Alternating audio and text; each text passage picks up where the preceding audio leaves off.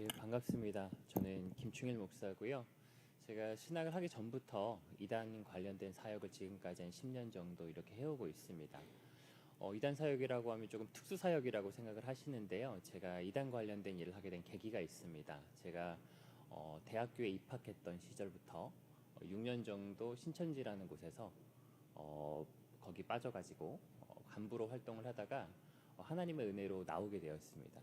하나님께서 과거 저와 같은 사람들을 향한 마음을 허락해 주셔서 지금은 이단에 빠진 사람들을 다시 돌이키고 회복하는 사역을 감당을 하고 있습니다. 잘 들리시나요? 예. 제가 이단을 경험했다라고 하면 가장 많이 들었던 질문이 하나 있어요. 그게 뭐냐면 거기 왜 빠졌어요? 라는 질문입니다. 이단 갔다 왔다 그러면 사람들이 잘 이해를 못 하시더라고요. 그래서 빠진 사람을 보면 뭔가 좀 신기한 마음이 있으신가 봐요. 거기 왜 빠졌습니까? 라고 이렇게 물어보시더라고요. 그 질문의 이면에는 사람들이 가지고 있는 어떤 인식이 있는 것 같아요. 이단이라고 하면 어떻게 생각하시냐면 뭔가 흉악하고 좀 이상한 단체다라고 생각은 하시면서도 너무 이상해서 나는 거기 빠지지 않을 것 같다라는 생각이 있으신 것 같습니다. 근데 이단이라고 하면 뭔가 그래서 이상한 사람이 빠질 줄 알았는데 생각보다 멀쩡해 보였나 봐요. 그래서 거기 왜 빠졌습니까? 라고 이렇게 물어보시는 것 같더라고요. 그런데 사실 우리가 이단에 대해서 이상한 곳이고 내가 잘 빠지지 않을 거라고 생각을 하지만 실제로 이단을 만나게 되었을 때 빠지는 확률은 생각보다 굉장히 높습니다.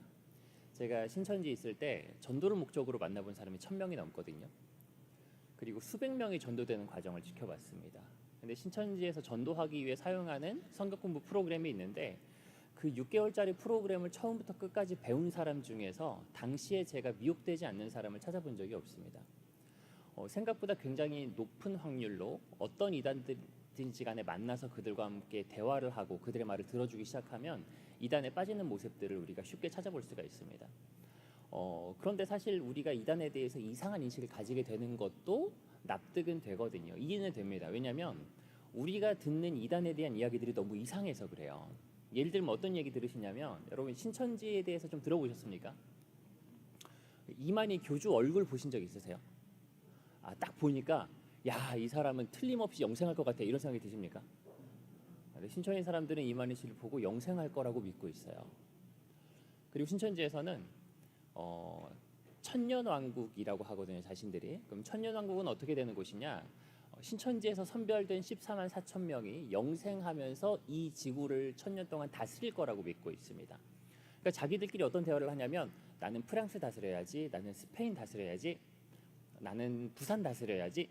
옆에 있던 친구가 부산 내 거야, 건들지 마, 막 이러면서 약간 농담식이긴 합니다만은 실제로 온 세상을 자신들이 다스릴 거라고 믿고 있는 거예요. 이상하죠? JMS 들어오셨습니까? JMS 같은 경우도 지금 정명석이 지금 법원에서 17년형을 확정을 받았죠. 근데 이번이 처음이 아니고요. 예전에 이미 성범죄로 10년간 복역을 하다 나온 사람이에요.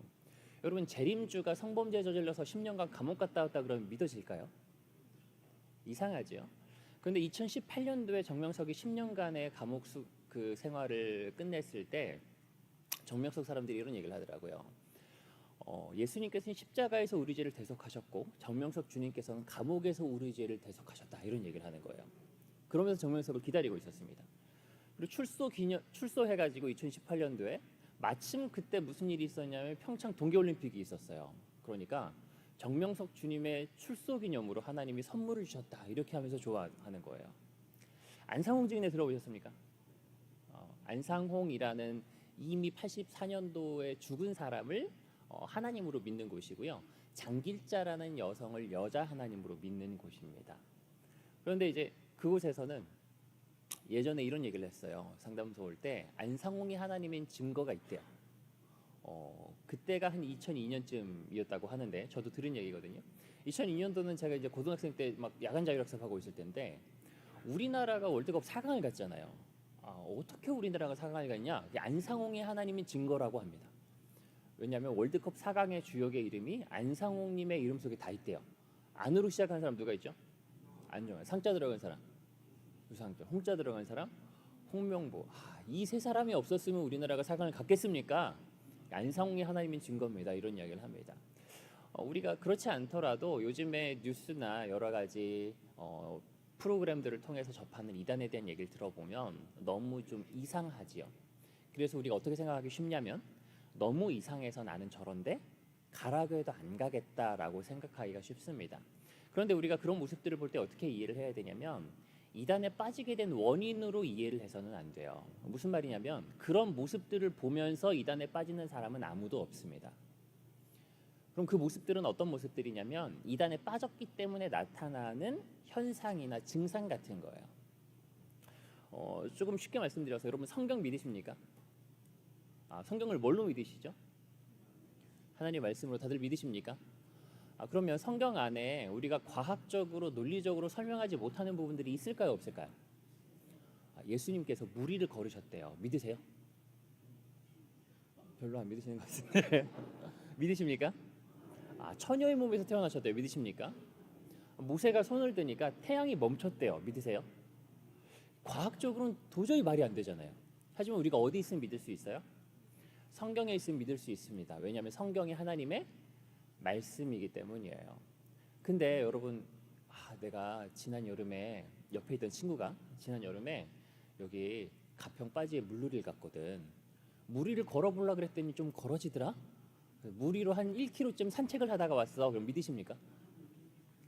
성경에 있는 건 믿는데 왜 그 말은 안 믿으세요? 하나님 말씀이 아니고 누구 말이니까요? 사람의 말이기 때문입니다. 근데 이단에 빠진 사람들은 어떻게 된 거냐면 저마다의 포교 방식을 통해서 어떤 사람을 하나님 혹은 하나님의 대리자 정도로 믿게 되는 거예요. 그럼 그 사람의 말은 더 이상 사람의 말이 아니라 누구의 말이 될까요? 하나님의 말씀이 되고 우리가 성경을 믿는 것과 같은 방식으로 그 사람의 말을 믿게 되는 처지에 놓이게 되는 것입니다. 그 사람의 말을 사람의 말이 아니라 하나님의 말씀으로 듣는 순간 이상한 이야기들도 다 뭐 할 수 있을까요? 믿고 받아들일 수 있는 상황에 처하게 되는 것입니다. 그래서 우리가 이단에 빠진 사람들이 보여주는 모습이나 행태들을 보면 너무 이상해서 안 빠지겠다라가 아니라 이단에 빠지면 저렇게 되는구나. 나도 조심해야 되겠다라고 생각하는 것이 조금 더 올바른 방식일 것입니다. 오늘 읽었던 본문 말씀에서도 거짓 선지자들 삼가라 양의 옷을 입고 너희에게 나오나 속에는 누락질하는 일이라고 했어요. 여러분 성경에서 이단들이 거짓 선지자들이 쉽게 분별될 거라고 얘기한 적이 있을까요? 오늘 말씀에서는 양의 옷을 입고 너희에게 나오는 일이라고 표현하고 있습니다. 여러분 이리가 양의 옷을 입고 있으면 겉보기엔 뭐처럼 보이겠어요? 양처럼 보이겠죠? 그거는 쉽게 분별될 거란 이야기가 아닙니다. 여러분 성경에서 이단들에 대해서 얘기할 때는 속이는 자, 이단에 빠진 사람들 속는 자라는 표현들을 쓰기도 합니다. 그럼 이단들은요 진짜인 것처럼 속여서 우리로 하여금 천국에 가지 못하도록 하는 사탄의 그런 역사입니다. 그래서 이단들이 어떻게 속이는지에 대해서 우리가 알고 있어야 합니다. 더군다나 여러분 이단에 대해서 성경이 여러 번 경고하고 있을까요? 아니면은 한 번만 대충 적어놓고 말았습니까? 여러 성경에서 여러 번 반복해서 특히 마지막 때에 대한 말씀에서는 거의 빠짐없이 거짓 선지자들의 미혹에 대해서 조심하라라고 우리에게 경고하고 있습니다. 여러분 성경이 뭐하러 여러 번 반복해서 이단 조심하라고 할까요? 그만큼 뭐하니까요? 중요하니까요. 여러분 그동안 자녀들 키우시면서 차 조심하라는 얘기 몇 번이나 하셨어요? 지금도 하고 계십니까? 왜 그렇게 똑같은 얘기를 반복하십니까? 이미 알아들었을 텐데. 실제적으로 그게 뭐 하니까요? 위협이 되기 때문에 그래요. 여러분 마지막 때 실제로 이단에 빠지는 일이 많을 것입니다. 지금도 많이 있고요. 그렇기 때문에 성경이 우리에게 조심하라고 반복적으로 경고하고 있는 것입니다. 근데 설마 내가 빠지겠어라는 생각으로 경계하지 않는 것은 우리가 성경대로 신앙생활하지 않는 것과 같습니다. 그래서 오늘 시간을 통해서 이단에 대해서 잘 경계하시고 나도 빠질 수 있겠다라는 생각으로 조심하실 수 있는 시간이 됐으면 좋겠습니다. 그럼 우리가 생각할 때 그렇게 말도 안 되는 이단 단체인데 지금 이단 단체에 얼마나 되는 사람들이 빠져 있는지 혹시 알고 계십니까? 우리나라에 한 200만 명 정도 빠져 있다고 해요. 그리고 신천지 한 단체만 하더라도 30만 명 정도는 되는 것으로 보고 있습니다. 근데 이건 이제 우리나라만 해당되는 얘기지 세계적으로 보면 이단들의 교세가 훨씬 더 큽니다. 더군다나 이단의 문제는 뭐냐면 계속해서 성장하고 있어요. 그러면 신천지 같은 경우 보면 86년도에 120명이었는데 2016년도에 20만 명이 됐어요. 제가 신천지 처음 갔을 2005년도는 신천지가 3만 명이 안 됐습니다. 근데 6년 정도 활동하고 보니까 7만 명까지 성장을 했더라고요. 그럼 이단들이 계속해서 빠르게 뭐 하고 있냐면 성장하고 있어요. 더군다나 신천지 같은 곳은 여러분 코로나 때 직격탄을 맞았거든요. 신천지의 그 성장의 동력이었던 포교 전략이 다 드러나 버렸어요. 그리고 여러분 코로나 때 뭘 못했냐면 대면 활동을 못했죠. 그럼에도 불구하고 코로나 기간에도 신천지가 매년 2만 명 이상씩 성장을 했어요. 그리고 이게 과장된 숫자긴 합니다만 요즘에 한 3년, 4년째 계속해서 뭘 하고 있냐면 10만 수료식이라는 걸 하고 있습니다. 10만 수료식이 뭐냐면 우리가 1년 동안 10만 명 새롭게 전도했다라고 하면서 뭔가 행사를 하는 거예요. 1년에 10만 명 신천지 빠졌다. 이게 조금 과장되긴 했습니다만 여전히 많은 사람들이 어디 빠지고 있다는 거예요. 신천지 한 단체에만 매년 수만 명이 빠져들어가고 있다는 것입니다. 이단 전체로 보면 매년 10만 명에 이르는 사람들이 이단에 빠지고 있을 것으로 추정을 하고 있어요. 그러니까 여러분 지금 이단들이 뭐도 많냐면 규모 자체도 지금 꽤 큽니다. 우리나라 기독교 인구랑 사실 그렇게 큰 차이가 안 날 정도로 이단들의 숫자가 많아졌어요. 더군다나 여러분 교회가 지금 성장을 하고 있습니까? 교회는 성장하지 않는데 어딘 계속해서 성장하고 있어요? 이단들은 성장을 하고 있어요. 그럼 여러분 사람들이 그만큼 많이 모여 있고 성장하고 있다는 것은 아무 이유 없이 그렇게 될 수는 없는 것입니다. 예를 들어서 여러분 어디 놀러 가시면 그 지역에서 좀 유명한 음식을 좀 드시죠. 춘천 가시면 뭐 드시죠? 닭갈비 먹죠. 여기도 관광지죠. 두물머리 오면 뭐 먹습니까? 아, 핫도그요. 핫도그는 조금 애매하네요. 다른 데도 많아가지고. 춘천을 가서 닭갈비를 먹는데 닭갈비집이 하나만 있는 게 아니고 닭갈비 거리가 있어요. 닭갈비 거리가 있어서 뭐가 어느 집이 맛있는지 모르겠어요. 옆집도 닭갈비집, 앞집도 닭갈비집이, 뒷집도 닭갈비집이에요. 근데 어느 집은 지금 사람이 길게 줄을 서가지고 막 먹고 있고 바로 옆에 있는 집은 사람이 하나도 없고 파리만 날리고 있습니다. 그럼 어디로 가서 식사하실 거예요? 왜 굳이 기다려가지고 먹을까요, 사람들이? 사람이 그만큼 줄 서 있으니까 뭐 할 거라고 생각해요? 맛이 있을 거라고 생각을 합니다. 여러분 이단들이 그렇게 정통교회에 비해서 사람들이 몰려 들어가는 식당처럼 되어가고 있는 형태예요. 그럼 우리가 에이 설마 내가 빠지겠어라고 무시할 만한 상황이 아닙니다. 나도 그렇게 빠질 수 있겠구나라고 반드시 조심하셔야 합니다. 그러면 우리가 볼 때 그렇게 말도 안 되는 이단 단체에 왜 그렇게 많은 사람들이 빠져들어가고 있을까? 오늘은 이제 그 시간도 그렇게 길지 않고 예배 시간이기 때문에 신천지에 대해서만 조금 다루려고 하는데요. 보통 이단에 빠지는 이유는 두 가지로 설명을 합니다. 보여주는 게 있고 좀 가르치는 게 있다고 하는데 신천지는 뭐에 해당하냐면 가르치는 방식을 통해서 미혹하는 이단입니다. 다시 말해서 신천지에 가서 능력 표적 기적을 경험하지 못해요. 병이 낫는다거나 뭔가 뭐 환상을 보고 뭔가 신비한 기적 같은 것을 체험하거나 그러진 않습니다. 근데 왜 빠지냐면 성경 공부를 배우다 보면 빠져요. 그럼 성경 공부를 배우다 보면 어떤 현상이 일어나냐면 신천지 성경 공부 과정에 지금은 한 7, 8개월 하거든요. 예전에 6개월 정도 성경 공부를 하는데 성경 공부를 배울 때 어떤 느낌이냐? 제가 목사님 아들이에요. 어릴 때부터 교회에서 성장을 해왔습니다. 근데 제가 처음에 신천지 성경 공부를 접하게 됐을 때 어떤 느낌이었냐면 이거 참 재밌고 성경적이고 체계적이라는 느낌을 받았어요. 이상하다라는 느낌을 못 받았습니다. 그리고 그걸 한 2달에서 3달 정도 배울 때쯤 되니까 처음에는 신천지라는 걸 속이고 가르치거든요. 정통교회에서 가르치는 어떤 프로그램인 것처럼 가르쳐 주는데 2달쯤 3달쯤 이렇게 되니까 그게 신천지 거라는 걸 가르쳐 줘요. 이게 사실은 신천지에서 가르치는 내용이고 우리가 신천지다 이렇게 얘기를 해줍니다. 근데 그 이야기를 하는 이유가 뭐냐면 2달에서 3달 정도 배울 때쯤이면 사람들이 이미 신천지로 어느 정도 미혹이 된 상태이기 때문에 그때 가르쳐 주는 겁니다. 그럼 2살에서 3달 정도 배울 때 어떤 현상이 벌어지는 거냐면 그 말씀에 대한 믿음이 생기는 거예요. 그 성경 공부 내용에 대해서 이게 하나님의 말씀이구나, 이게 하나님께서 우리에게 주신 말씀이구나라는 믿음과 깨달음이 생겨납니다. 그래서 여러분 이단에 빠지는 선택이라는 게 생각보다 쉬운 선택이 아니에요. 만약에 여러분들께서 교회 밖에서 어떤 성경 공부를 하다가 그게 진리라고 막 느껴지는 거예요. 그 말이 맞는 것 같아요. 예를 들어서 신천지라고 합시다. 그럼 신천지를 딱 가려고 마음을 먹었다고 합시다. 그럼 어떤 현상이 벌어지냐면 여러분 주변에 있는 같이 교회 다니는 친구들 있으시죠? 나 다음 주부터 문호교회 안 오고 신천지 갈 거야 라고 말하면 어떻게 될까요? 난리 나겠죠.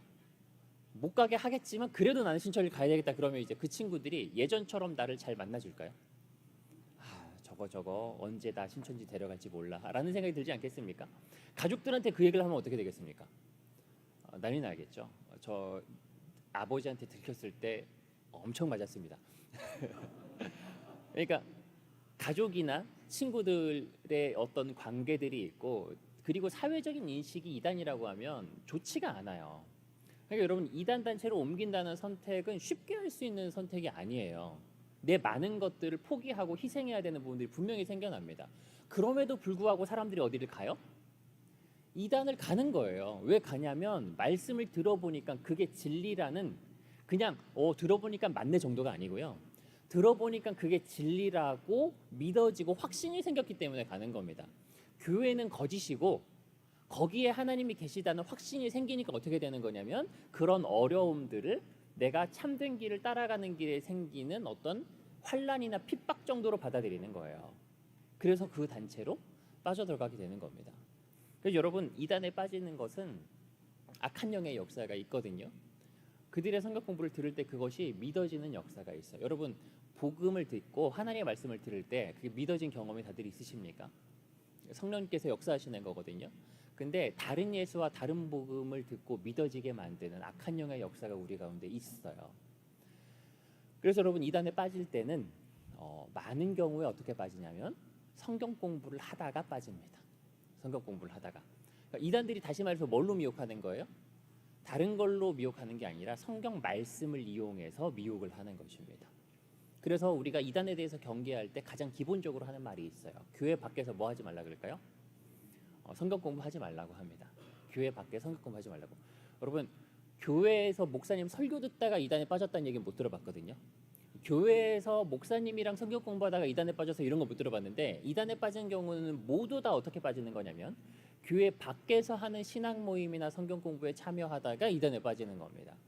그럼 무엇만 철저하게 안 하시면 사실 이단에 안 빠지냐면 교회 밖에서 다른 신앙과 관련된 활동을 아무것도 안 하신다면 이단에 빠지지 않을 수 있어요.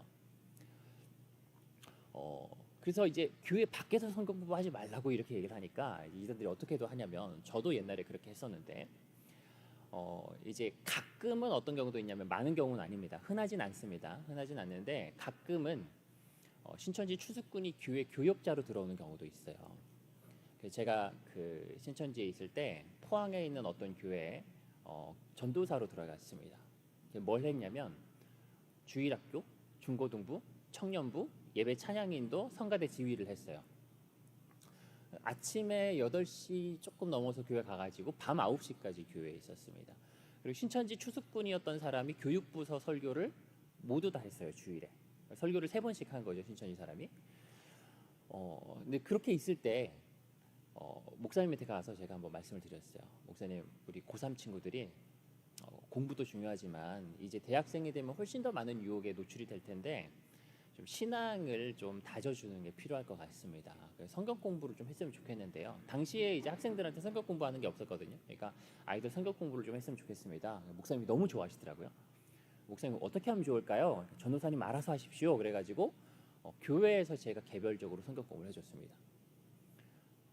그러면서 이제 신천지 교육기관에 이제 데려가려고 시도들을 한 거죠.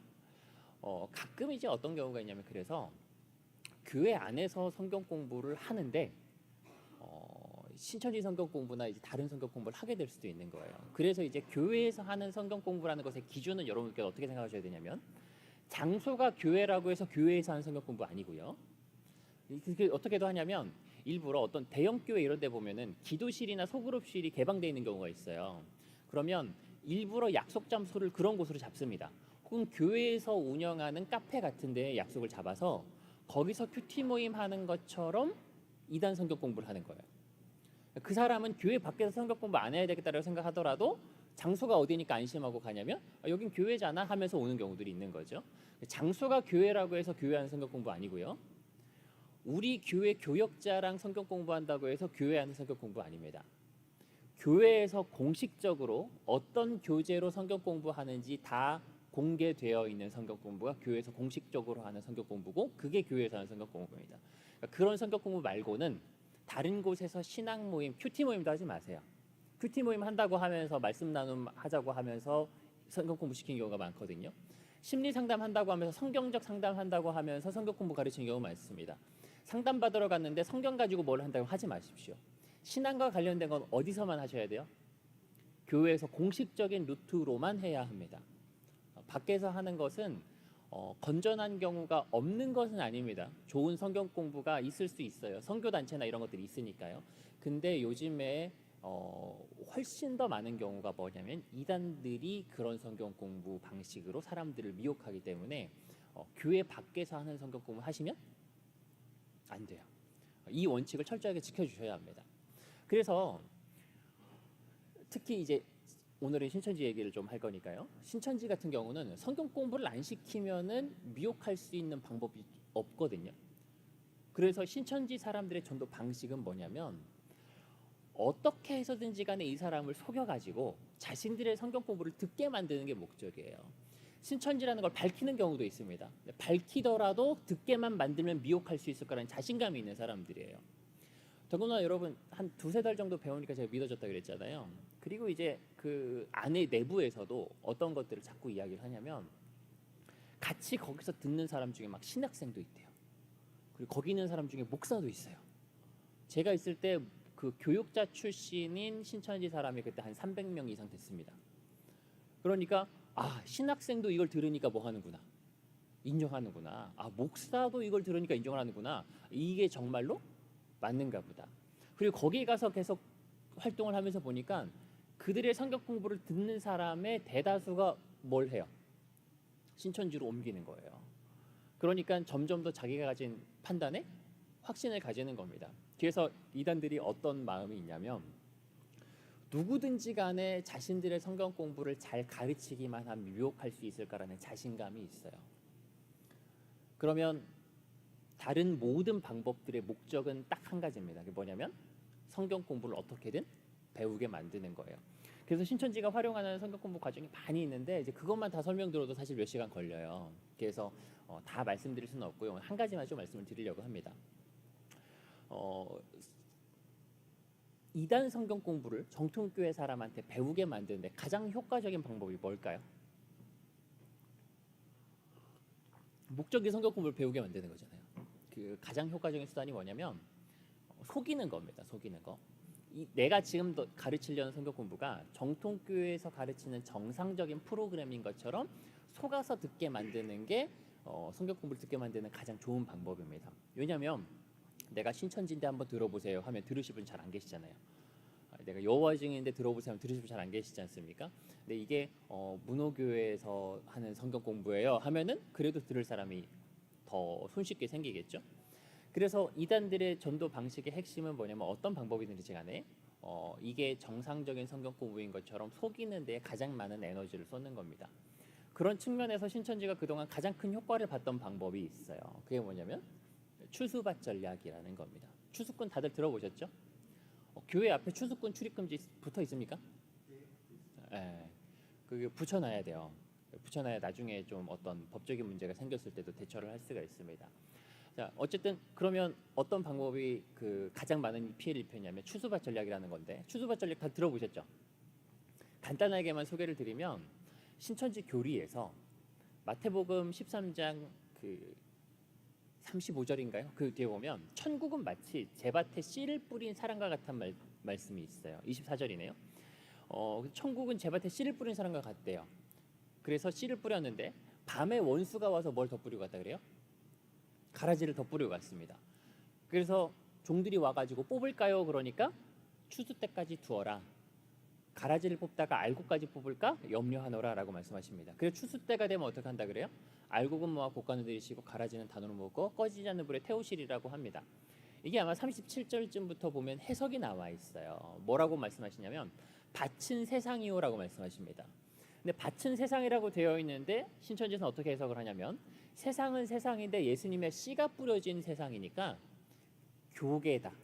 다시 말해서 종교 세상이다라고 말을 해요. 기독교 세상이 예수님의 씨가 뿌려진 세상이다라고 말을 합니다.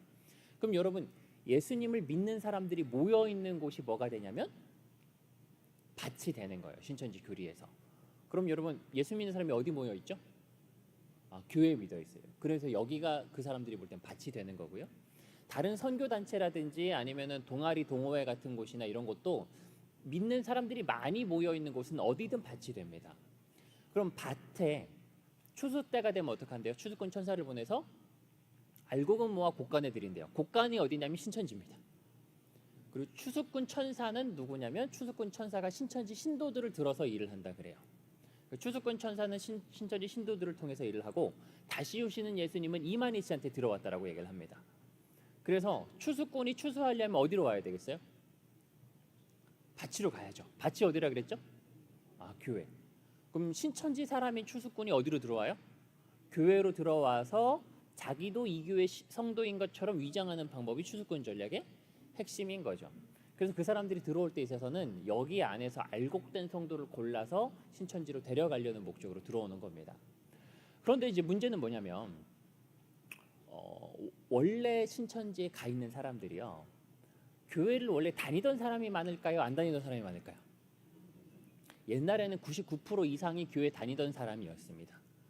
지금은 비기독교인 비율이 높아졌습니다만 지금도 여전히 교회를 다니던 사람들의 비율이 상당히 높아요. 옛날에는 거의 대부분 그랬어요. 그러니까 교회를 원래 다니던 사람이 오면 내가 이 교회 성도인 것처럼 연기하는 게 쉬울까요? 어려울까요? 쉽죠. 원래 교회를 내가 20년, 30년 다녔는데 교회 성도인 것처럼 하는 게 당연히 쉽겠죠. 그리고 그 교회에서 인정받을 만한 모습으로 준비를 해서 들어오는 거예요. 그래서 뭐 그 교회에서 예를 들어서 제자훈련한다 그러면 제자훈련 경력이 있는 것처럼 그거 공부해가지고 들어오는 거고요. 뭐 은사를 좋아하는 교회다 그러면 은사가 있는 것처럼 들어옵니다. 막 방언 같은 거 신천지 교리에서 방언 끝났거든요. 근데 방언 외워가지고 들어와요. 그래서 가만히 앉아 있다가 누구 들어오는 것 같으면 갑자기 방언으로 막 기도를 해요. 저 사람은 방언도 하고 기도 열심히 하는 사람이구나라는 인식을 심어주려고. 그래서 여러분 추수꾼 잡아놓고 보면 뭐가 많냐면 교회 직분을 맡은 사람이 많습니다. 적어도 구역장 이상 하는 사람들이 많아요. 예배 찬양 인도자 많고요. 가끔은 이제 장로님들을 우선 타겟으로 정해가지고 먼저 전도를 하는 경우도 있고요. 근데 어쨌든 잡아놓고 보면 뭐 구역장, 여전도회장, 남전도회장, 뭐 찬양 인도자 이런 사람들이 많아요. 그건 뭘 보여주는 거냐면 추수꾼은 사실 목사님이 잘 분별을 못하세요. 목사님이 추수꾼을 직접 잡았다라는 얘기는 제가 들어본 적이 없습니다. 목사님이 잡는 경우는 어떤 경우냐면 누가 가르쳐줘서 알아요. 옆 교회에서 가르쳐주거나 명단이 있다 그래서 가르쳐주거나 신천지 탈퇴자가 그 교회에 누구 있다라고 가르쳐주는 경우가 아니면 목사님이 스스로 추수꾼을 식별해내는 경우는 잘 없습니다. 목사님이 보통 잡는 경우는 헛다리를 잡는 경우가 많아요. 목사님 눈에 보일 때 이상한 사람은 사실 추수꾼이 아닐 가능성이 높습니다. 왜냐하면 추수꾼이 뭘 잘해요? 교회 성도인 것처럼 위장하고 인정받을 만한 모습으로 위장하는 걸 잘하는데 이상한 모습 보여주면서 앉아있는 사람이 잘 없어요.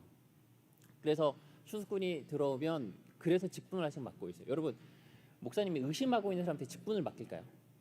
안 맡기죠. 근데 직분을 맡겨요. 왜냐하면 그만큼 잘 뭐 하니까요. 위장하고 연기하는데 능숙하기 때문입니다. 교회에서 인정받을 만한 모습으로 오랫동안 있으면서 교회에서 요직을 차지를 하는 거예요. 그럼 그 교회에서 내가 영향력을 행사할 수 있습니다. 그래서 그 영향력과 신뢰를 바탕으로 교회에 있는 사람들을 하나 둘씩 포섭을 하는 경우가 많이 있고요. 그리고 경우에 따라서는 작전을 짜는 경우도 있어요. 교회가 흔들릴수록 신천지 사람이 전도하기가 쉽거든요. 그러니까 의도적으로 교회에 분란을 일으키거나 없는 말을 만들어서 목사님을 책을 잡거나 하는 경우들도 있고요. 흔한 경우는 아닙니다만은 예전에는 산옮기기 전략이라고 해서 교회 통째를 이렇게 신천지로 가져가려는 시도들도 많이 있었고요. 지금도 할 수도 있습니다. 실제로 어떤 경우도 있었냐면 그 교회가 장로님이 한 13분인가 계시다고 했던 것 같아요. 근데 어떤 전략을 썼냐면 장로님들을 우선 타겟으로 전도를 해서 13명 중에 10명을 신천지로 전도하는 걸 성공을 한 거예요. 그럼 교회 행정이 어디로 다 넘어가요? 신천지 사람들 손에 넘어갑니다. 그러면 당회에서 목사님을 책을 잡아서 쫓아내요. 그럼 청빙위원 누가 할까요? 추수꾼들이 하는 거죠. 그럼 누구 청빙할까요? 신천지 출신의 목회자 혹은 신천지에서 의도적으로 신학교에 사람들을 넣어서 목사 한 수를 받게 하는 경우들이 있어요. 실제로 제가 신학교 다닐 때도 옛날에 면접 보는데 저기 어디 조가 시끄러워요. 그래서 나중에 물어보니까 거기 좀 추수꾼이 있는 것 같다는 제보가 있어서 제가 단에서 좀 속된 말을 해서 죄송합니다만은 한 명씩 번갈아 가면서 이만희 개새끼를 시키더라고요. 그래서 그거를 능숙하게 하는가 그거 보고 추수꾼을 좀 이렇게 잡아내려고 실제로 신학교 다니다가 이단 출신이라는 게 들통나서 쫓겨나는 경우도 종종 있습니다. 근데 안 들키면 목사 한 수 받아 나오는 거거든요. 그럼 그런 사람들을 청빙해가지고 교회 목회자로 세울 수 있는 거예요. 그럼 교회 안에서 포교 활동이 전해지는 이런 경우들도 있고요. 그리고 목사가 아니어도 목사인 것처럼 교회 간판 달아놓고 그냥 교회를 운영하는 위장 교회들도 많이 있고요.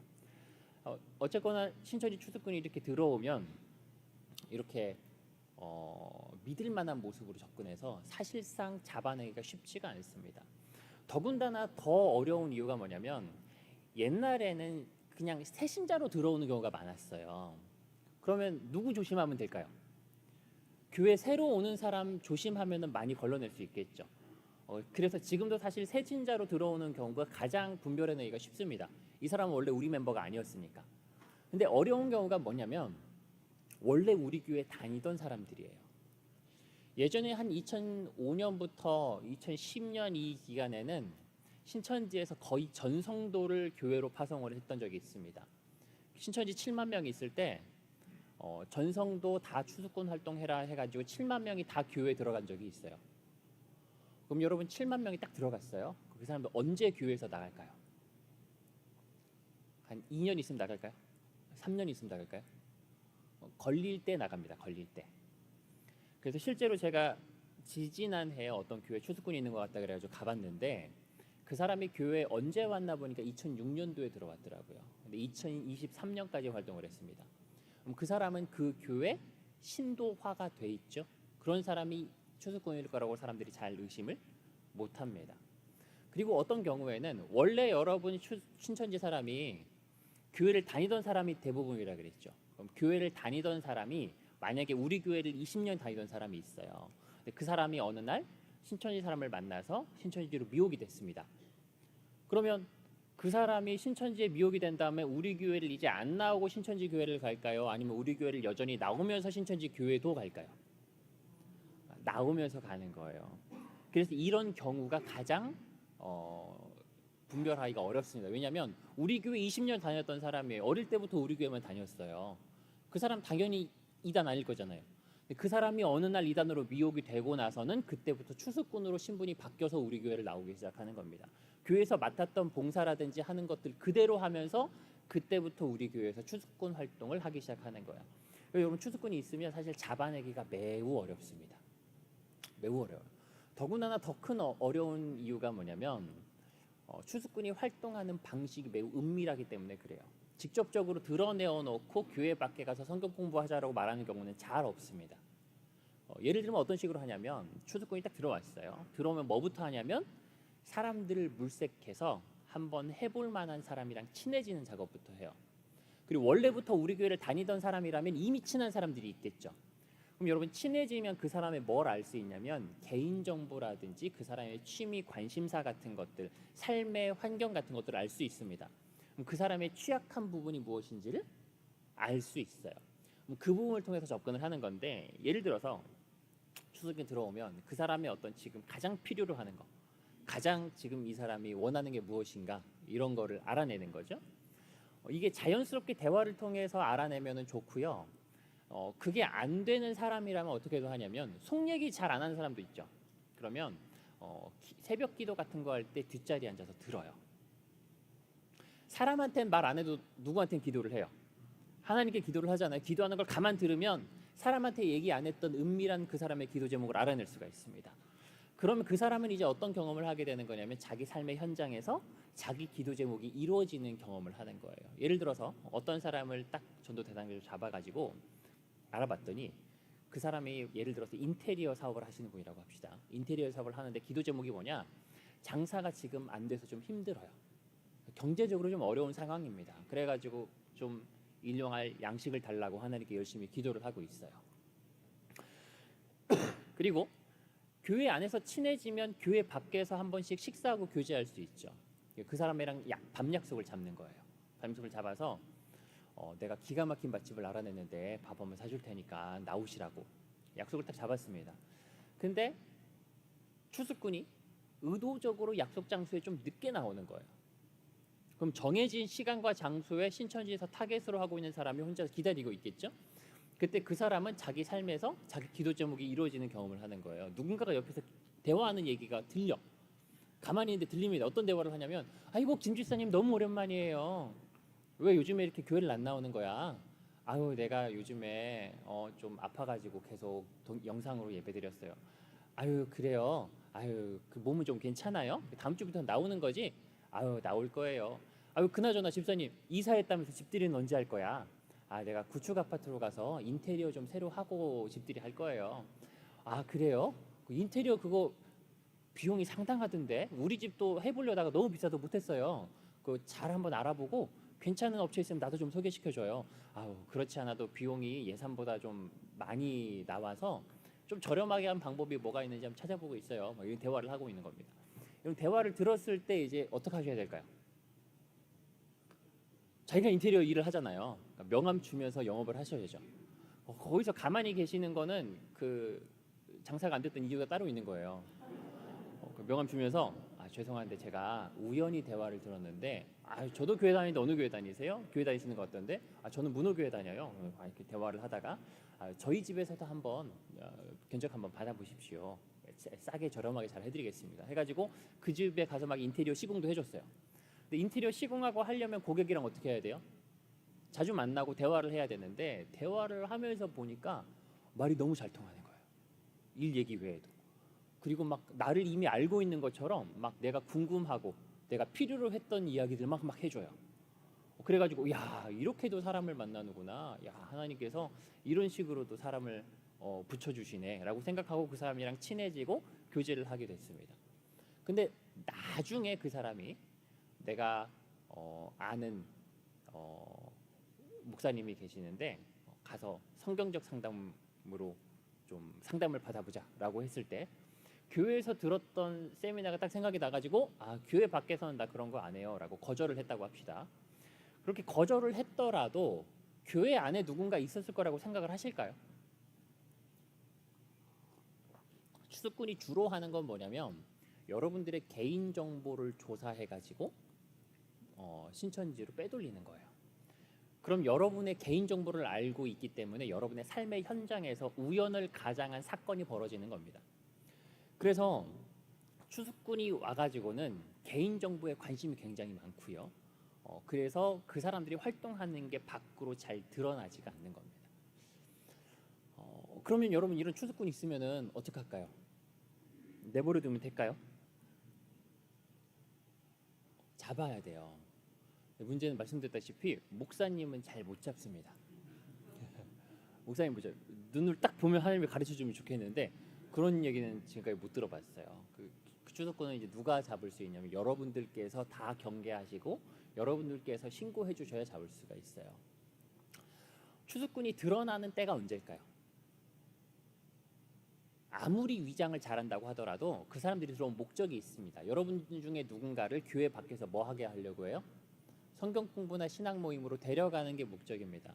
그래서 추수꾼이 활동하고 있는 교회의 특징은 뭐냐면 교회에 있는 성도님들이 교회 밖에서 하는 성경 공부나 신앙 프로그램에 제한을 받고 권함을 많이 받는다. 이거는 교회 안에 누군가 있다라는 것에 대한 증거가 되기도 합니다. 그래서 여러분 만약에 내 삶의 현장에서 누군가 교회 밖에서 신앙 관련된 무언가를 하자라고 권했을 때 일단 그걸 하면 될까요? 안 될까요? 안 되고 그런 일이 있을 때는 생각하셔야 될 게 있어요. 이게 나한테 그냥 벌어진 사건이 아니라 교회 안에 누군가 있기 때문에 벌어졌을 수 있겠다. 그럼 그 내용은 내가 나는 이제 이 사람이랑 성경 공부 안 하니까 괜찮겠지라고 하지 마시고 교회로 신고를 해주십시오. 근데 신고를 해주시는데 어떻게 해주셔야 되냐? 목사님 교회 밖에서 성경 공부 하자 그랬는데 안 갔어요. 나 잘했죠 하고 끝나는 게 아니고 어떤 경위를 통해서 그 성경 공부로 내가 안내가 됐는지 그 과정을 자세하게 설명을 해주셔야 됩니다. 근데 그 과정 가운데 우리 교회 사람이 한 명이라도 껴있다. 그러면 그 사람이 이제 뭐일 가능성이 높을까요? 추수꾼일 확률이 매우 높아지는 겁니다. 근데 이제 당하는 사람 입장에서는요, 그 사람이랑 관계가 없는 것 같거든요. 그냥 우연히 만난 거고 그 사람이랑 나는 그날 그냥 우연히 밥 먹은 게 다예요. 근데 여러분 어차피 생사람은 잡아도 목사님이 잡으실 거기 때문에 일단 여러분들 뭘 하셔야 돼요? 신고를 해주셔야 됩니다. 여러분 입장에서는 뭔가 생사람 잡는 것 같을 수 있어도 교회 입장에서 동일한 사람에 대한 제보가 계속해서 들어온다면 교회 입장에서는 그 사람을 추수꾼으로 특정하고 그 다음부터 무언가를 경계하고 확인하는 절차를 좀 밟아갈 수 있는 거거든요. 그래서 여러분 그런 일이 있으면 반드시 교회를 뭐 해주셔야 돼요? 신고해 주셔야 된다. 근데 신고에 있어서 중요한 건 뭐냐면 누구든지 다 해주셔야 돼요. 저 사람은 장로님이니까 설마 아닙니다. 교육자로 들어오는 경우도 있어요. 그리고 이거는 교회 안에 뭔가 분란을 일으키거나 내가 의심해서가 아니고요. 교회 안에 추수꾼의 활동이 있으면 될까요, 안 될까요? 안 돼요. 추수꾼 가만 내두면 어떻게 되냐면요. 나중에 언젠가 드러나긴 하거든요. 어떻게 드러나냐면 추수꾼이 활동을 너무 많이 할 때 드러나요. 많이 해가지고 서로 성도님 대화하셔요. 나 지난번에 교회 밖에서 누가 성경 공부하자 그랬다. 근데 어쩌다가 대화를 막 나다 보니까 그래요? 저기 구역에 박 집사님, 최 집사님도 교회 밖에서 성경 공부하자 그랬다던데. 근데 그때도 그 김 집사님 만났는데 교회 밖에서 성경 공부하자는 얘기를 들었을 때 모든 과정에 특정한 사람이 관련이 돼 있는 거예요. 그러니까 그제서야 사람들이 뭔가 좀 인지를 하고 그 사람 뭔가 좀 이상하다라고 생각하기 시작합니다. 근데 그렇게 드러날 때는 어떤 거냐면 그 사람이 그만큼 시도를 많이 한 거고요. 그리고 그만큼 많이 뭐 한 거예요? 실패했으니까 그 이야기가 떠도는 거예요. 성공했으면 그런 얘기를 안 하죠. 그럼 여러분 그렇게 드러나서 쫓아내면 무슨 문제가 있냐? 그 사람이 활동하면서 성공한 다른 사람이 교회 안에 남아 있는 겁니다. 그러니까 추수꾼은 가만 놔두면 증식해야 하기 때문에 그 사람만 잡는다고 끝나는 게 아니에요. 추수꾼이 한번 들어서 활동하면 출신 추수꾼이 계속 생겨날 수 있습니다. 그러니까 여러분 추수꾼은 반드시 뭐 하셔야 돼요? 초기에 교회에서 알아낼 수 있도록 신고를 열심히 해주셔야 됩니다. 그리고 이거는 교회 분위기가 안 좋아진다, 흐려진다 이런 차원이 아니고 교회를 지키기 위해서 교회를 사랑하는 마음으로 해주셔야 되는 거고요. 그래서 교회에서 필요에 따라서는 설문조사 같은 거를 하실 수 있어요. 내가 교회 밖에서 성경 공부를 권유받았던 적이 있는가, 혹은 신천지 교리와 관련된 어떤 단어 같은 것들을 제시해주고 이런 이야기들을 교회에 있는 누군가로부터 들었던 적이 있는가, 이런 설문조사들을 통해서 교회 안에서 추수꾼이 활동하고 있는지 여부를 조금 확인할 수 있습니다. 혹시나 교회에서 이런 것들을 좀 하려고 할 때 여러분께서 적극적으로 잘 동참을 해주시는 게 우리 교회 공동체를 지킬 수 있는 방법입니다. 한번 넘겨주시면 시간이 돼서 이제 좀 마무리를 해야 될 것 같습니다. 그래서 결과적으로는 뭐만 꼭 기억해 주셔야 되냐면 교회 밖에서 뭐 하면 안 된다. 성경 공부하면 안 된다. 그럼에도 불구하고 가시면은 제가 도와드릴 수가 없어요. 그래서 스스로 좀 분별력을 갖추시는 방법밖에 없는데 오늘은 이제 시간이 안 돼서 이제 이 정도로 좀 말씀을 드리고요. 마지막으로 왜 이단에 빠지면 안 되는가? 여러분 이단에 빠지는 건 우상 숭배입니다. 왜냐하면 다른 예수와 다른 복음을 믿는 것이기 때문에 그래요. 혹시나 이 안에 추수꾼이 계실 수도 있거든요. 그래도 제가 신천지가 우상 숭배한다는 증거를 잠깐 보여드릴게요. 마지막 슬라이드를 한번 좀 보여주시면, 신천지 찬송가인데요. 한번 넘겨주시면, 신천지가 오랫동안 예배 찬송으로 불렀던 다 감사해라는 찬양이 있어요. 후렴 그 가사가 어떻게 되냐면 다 감사해 주 하나님, 다 감사해 주 예수님, 다 감사해 이긴 자, 그 이름을 영원토록 뭐 한대요? 찬송하리라. 이긴 자가 뭐냐면 이만희씨를 지칭하는 표현입니다. 이긴 자, 그 이름을 영원토록 뭐 한대요? 찬송하리라. 지금 명백하게 누구를 찬송해요? 사람을 찬송하고 있어요. 여러분 찬송받기 합당하신 분은 하나님밖에 없습니다. 우리가 하나님께서 그 영광을 다른 피조물에게 주신 적이 없다 하셨기 때문에 피조물을 찬양하면 됩니까 안 됩니까?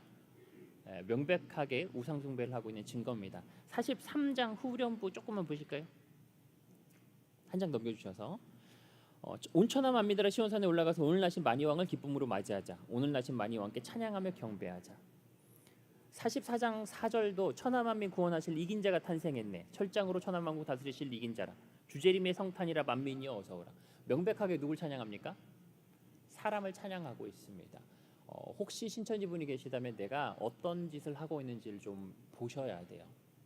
우상 숭배입니다. 우상 숭배는 하나님께 용서받을 수가 없어요. 마지막으로 여러분 제가 신천 이단 사역을 하면서 많은 이단들을 접해 보면서 보면 아무리 허접해 보이는 이단이라도 그 사람들이랑 만나서 한번 대화를 들어주기 시작하면 10% 이상의 확률로 그 단체에 반드시 빠지더라고요. 10% 얼마 안 되는 거 아닙니까? 라고 생각하실 수 있어요. 그런데 여러분 코로나 치사율 얼마나 됐죠? 1% 남짓이었죠. 근데 그 1% 남짓되는 질병 때문에 온 나라가 조심하지 않았습니까? 여러분 이단이랑 만나서 그들의 대화를 들어주고 교제하는 순간 빠질 확률이 10% 이상 됩니다. 여러분 먹으면 10% 확률로 죽는 독약이 있으면 드실 분 계십니까? 한 100억쯤 드리면 치사율 10%짜리 독약을 드시겠어요? 얼마쯤이면 드실까요? 1억, 10억. 그 목숨 가지고는 도박하는 거 아니잖아요. 억만금을 줘도 그런 독약이 있으면 피해야 돼요. 근데 200만 명에 이르는 이단들이 그 독약을 보약이라고 속여서 여러분 입에 넣으려고 돌아다니고 있습니다. 그럼 여러분 코로나보다 수백 배 조심해야 될 게 이단이에요. 내가 그만큼 조심하고 있었는가를 한번 생각해 보시고 이번 시간을 계기로 해서 이단에 대해서 조심하고 나도 빠질 수 있겠다라는 겸손한 생각으로 나와 교회 공동체를 지키기 위해 노력하는 우리 문호교회 되셨으면 좋겠습니다. 기도하고 마치겠습니다.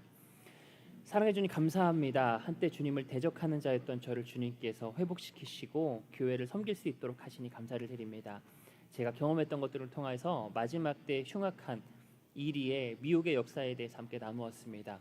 주님 이 시간 우리 교회 성도님들을 지켜주시고 오늘 들었던 말씀을 잘 기억할 수 있게 도와주셔서 단 한 사람도 이단에 빠진 일이 없도록 도와주시고 이 교회를 통해 많은 사람들이 구원받고 이단에 빠진 사람들도 회복되는 역사가 있을 수 있도록 주님 축복하여 주시옵소서.